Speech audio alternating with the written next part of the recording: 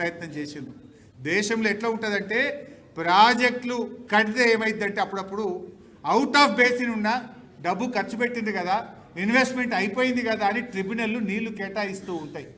అందువల్ల కేసీఆర్ గారు కూడా నీటి కేటాయింపులకు ఒకవైపు ఉపాయం చేసిండు. 45 మైనర్ సేవింగు, 45 గోదావరి డైవర్షను అని 90 పెట్టి డిపిఆర్ పంపి తల్లాడిండు. వాస్తవానికి కేసీఆర్ గారి ఆలోచన 90 కాదు, 170 టీఎంసీలు పాలమూరుకు వాడతా అనేది ఆయన వ్యూహం. 170 ఎప్పుడు వాడదామని, ఎట్లా సెక్షన్ 3 వస్తుంది మనకు కృష్ణాలో ఆ 1005 టీఎంసీలు పంచితే మనకు 600-700 వస్తుంది. ఇప్పుడు ఉన్నది 299, రేపు 600-700 వస్తే 400 ఉంటాయి కదా, నేను పాలమూరుకు 170 పెడతా అనేది కేసీఆర్ వ్యూహం. అయితే ఈ 90తో ఎందుకు ముందుకు పోతారు? అనుమతులు అంటూ వస్తే నేను ఫటాఫట్ కాలువలు నవ్వుకుంటా, పని చేసుకుంటా, పనులు ఆగద్దు అని ఒక వ్యూహంతో కేసీఆర్ గారు ముందుకు పోయిండ్రు. ఆ 90కి రకరకాల ప్రయత్నాలు చేసి 7 అనుమతులు తెచ్చిండు కదా కేసీఆర్. నువ్వు తెలివి తక్కువని అయిపోయి ఆ మిగతా 3 తెచ్చుకోక డిపిఆర్ వాపస్ తెచ్చినావు. నువ్వు తెలివి తక్కువని పోయి 90 45 చేసుకుంటా అంటున్నావు. కేసీఆర్ గారు ఆయన ఆలోచన 170, ఆయన వ్యూహాత్మకంగా ముందుకు పోయిండు. ఆ మాత్రం సోయి లేదు. చివరికి ఎంత ప్రయత్నం చేసిందంటే పాలమూరుకు మనకు బ్యాంకుల నుంచో ప్రభుత్వ రంగ సంస్థల నుంచి డబ్బులు రాకపోతే కాళేశ్వరం కార్పొరేషన్ డబ్బులు 10,000 కోట్లను పాలమూరుని అందులో భాగం చేసి ఆ 10,000 కూడా తెచ్చి పాలమూరు మీద ఖర్చు పెట్టిండ్రు. అంటే ఆ ప్రాజెక్టు ముందుకు పోవాలని ఎంత నిబద్ధతతో ఆయన కృషి చేసిండో మనం అర్థం చేసుకోవాలి. ఎందుకంటే దీనికి ఈ ఫైనల్ అనుమతులు రాకుండా దీనికి ఏ సంస్థ కూడా అప్పు ఇయ్యదు, ఎక్కడ కేంద్రం నుంచి డబ్బు రాదు. కాళేశ్వరంలో దీన్ని భాగం చేసి ఆ 10,000 కోట్లను కూడా దీని మీద పెట్టి పాలమూరును ఎట్లన్నా ముందుకు తీసుకుపోవాలని కేసీఆర్ గారు తపన పడ్డాడు. మీకు పోయలేదు, ఇలా మేము కదా పాలమూరుకు తల్లాడింది. మీరు 30 ఏళ్ళు కల్వకుర్తిని బండబెట్టిండ్రు. నెట్టంపాడు, భీమా, కోయిల్ సాగర్ను 10 ఏళ్ళు మీరు పండబెడితే మేము 6,000 కోట్ల రూపాయలు ఖర్చు పెట్టి 6.5 లక్షల ఎకరాలకు పాలమూరు జిల్లాకు మేము కదా నీళ్ళు ఇచ్చింది. 60 ఏళ్లలో మీరు పాలమూరుకు 1,00,000 ఎకరాలే మీరు ఇచ్చింది. ఒకటే జూరాల 1,00,000 ఇచ్చిండ్రు, 3 లక్షలు పొడగొట్టిండ్రు. మైనర్ ఇరిగేషన్లో 2 లక్షలు పోయింది. ఆర్డీఎస్లో 87,000 పోయింది. ఇచ్చింది 1,00,000, పొడగొట్టింది 3. కానీ కేసీఆర్ గారు వచ్చిన తర్వాత మైనర్లో పోయిన 2 లక్షలు మిషన్ కాకతీయ కింద స్థిరీకరించిండు. తుమ్మిళ్ళ లిఫ్ట్ పెట్టి 87,000 ఆర్డీఎస్లో తెచ్చిండు.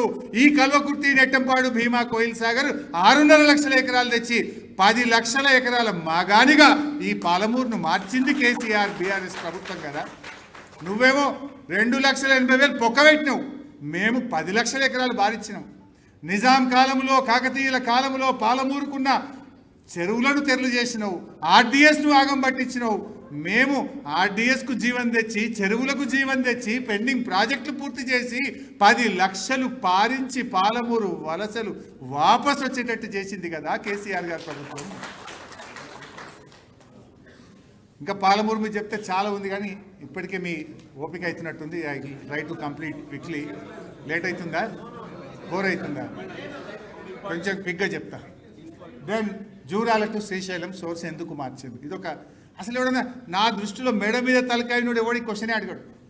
దీని దానిలో కొద్దిగా బుర్రల మైండ్ ఉన్నోడు అడగడు. ఆనాడు సమైక్యవాదులు తెలంగాణకు నీళ్లు రావద్దు, శ్రీశైలం మాకే ఉండాలి, మేము దంచకపోతాం పోతిరెడ్డిపాడికి వెళ్ళి, రాయలసీమ లిఫ్ట్కి వెళ్ళి, ఈ తెలంగాణ వీళ్ళకి రావద్దని మనను జూరాలలో ఇరికిచ్చారు. మీరు అలానే కొట్టుకొని సాగుతారు. అది సమైక్య రాష్ట్రంలో సమైక్యవాదుల ఆలోచన. ఇవాళ కూడా వీళ్ళు ఆ సమైక్యవాదుల అది ఏమంటారు, వాళ్ళ కింద పనిచేసిన ఇంకా పోతలేనట్టుంది ఆ బానిస తత్వం. మేము ఇంకా అలానే ఉంటామంటున్నారు. అసలు ఈరోజు మా మహబూబ్ నగర్ మాజీ శాసనసభ్యులు, ఎమ్మెల్యేలు ఇక్కడ నాకు కనబడుతున్నారు. ఇప్పుడు మా ఆల వెంకటేశ్వర రెడ్డి గారిది, మా మక్తల్ రామ్మోహన్ గారిది, వీళ్ళందరికీ మన నెట్టంపాడు, భీమా ఆయకట్టు ఉంటుంది. ఇప్పుడు పోదాంపాడి పాలమూరుకు వస్తావా? ఉత్తం పోదాంపా. ఈరోజు నెట్టంపాడు మోటార్లు ఆగినాయి, భీమా మోటార్లు ఆగినాయి, కోయిల్ సాగర్ మోటార్లు ఆగినాయి. ఈరోజు 5,50,000 ఎకరాలకు జూరాల కింద ఈ యాసంగి పంటకు క్రాప్ హాలిడే ఇచ్చిందే రేవంత్ రెడ్డి ప్రభుత్వం. నీళ్లు లేవని ఇవాళ జూరాల ఓనాయకట్టు 1,00,000, నెట్టంపాడు 1,40,000, భీమా 1,60,000, ఇవాళ కోయిల్ సాగర్ ఒక 50,000-60,000 క్రాప్ హాలిడే ఇచ్చిందా లేదా? మరి అదే శ్రీశైలం మీద ఉన్న కల్వకుర్తి మోటార్లు గలగలగలగల కృష్ణా నీళ్లు బారిస్తలేవా? ఇప్పుడు పోదాంపా. ఈ నిమిషానికి కల్వకుర్తి మోటార్లు నడుస్తున్నాయి. ఈ నిమిషానికి ఈ యాసంగి పంటలో శ్రీశైలం మీద ఆధారపడ్డ కల్వకుర్తి ప్రాజెక్టు కింద 2,80,000 ఎకరాలకు ఈ యాసంగిలో నీళ్ళు వస్తున్నాయి. శ్రీశైలం మీద కల్వకుర్తి ఉంటే 2,80,000 వాడుతుంది.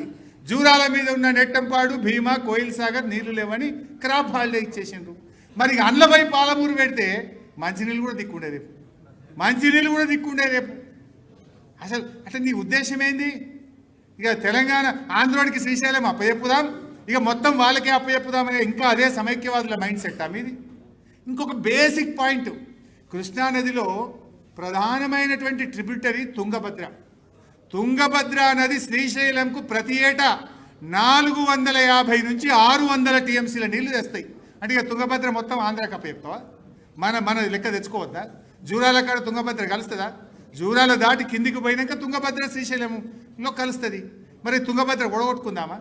తుంగభద్ర నీళ్లు పొందాలన్నా 306 టీఎంసీల సామర్థ్యం ఉన్న శ్రీశైలం రిజర్వాయర్లో మన హక్కు పొందాలన్నా మనం శ్రీశైలంకు పోయినాం. ఇప్పటికే దీని మీద భీమా ఉండే, కోయిల్ సాగర్ ఉండే, నెట్టంపాడు ఉండే, జూరాల ఓ నాయకట్టు ఉండే. ఆ వాటికే నీళ్లు లేక అక్కడ మంచినీళ్ళకే తిప్పలైతుంటే దాంట్లో పెడితే ఎట్లా? ఈ సంవత్సరం ఇవాళ ఈ నిమిషానికి క్రాప్ హాలిడే ఉంది జూరాల మీద. అందులో గట్ట పప్పిఆర్ఎల్ వేసి పెట్టాలట. అంటే ఇక తుంగభద్ర వాళ్ళకే, శ్రీశైలం వాళ్ళకే మనం గిన్నెలే కొట్టుకొని చావాలన్నా? యావరేజ్ 22-23 రోజుల వరకు కూడా ఉండదు అక్కడ. అంటే మీకు ఇంకా కూడా అదే సమైక్యవాదుల మైండ్